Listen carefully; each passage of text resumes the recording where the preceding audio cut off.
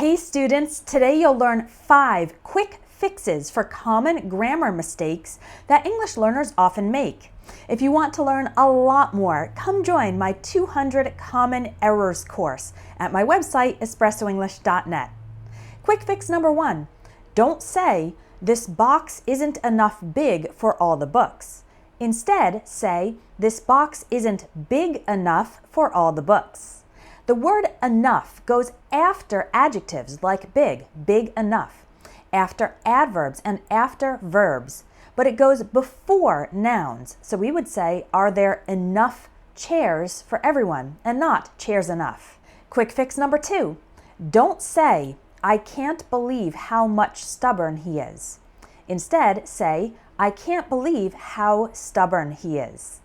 Use how much and how many before nouns. For example, how many children do you have? How much coffee do you drink?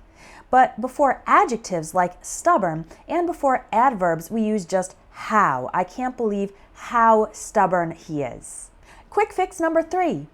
Don't say, "I passed the test, but some of the others' students failed." Instead, say, "I passed the test, but some of the other students failed." Or, "I passed the test, but some of the others failed."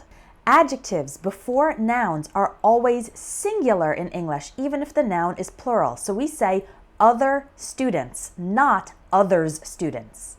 Alternatively, we can use others by itself, and it is implied or understood that we're talking about other students or other people who took the test.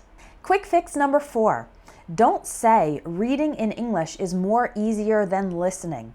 Instead, say reading in English is easier than listening.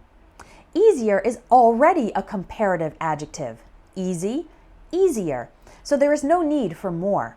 We only use more to make comparatives of longer words like more comfortable, more expensive, more interesting. If we want to add some extra emphasis, we could say reading in English is much easier than listening. Quick fix number 5. Don't say, "I like very much these lessons." Instead, say, "I like these lessons very much," or "I really like these lessons." Try to avoid putting anything between a verb, like, and its direct object, these lessons. So we can put very much at the end of the sentence, or alternatively, we can add emphasis by saying, "I really like these lessons." I hope you really like my lessons. To continue learning with me, come join my 200 Common Errors in English course, because when you learn about mistakes, it's much easier to avoid them.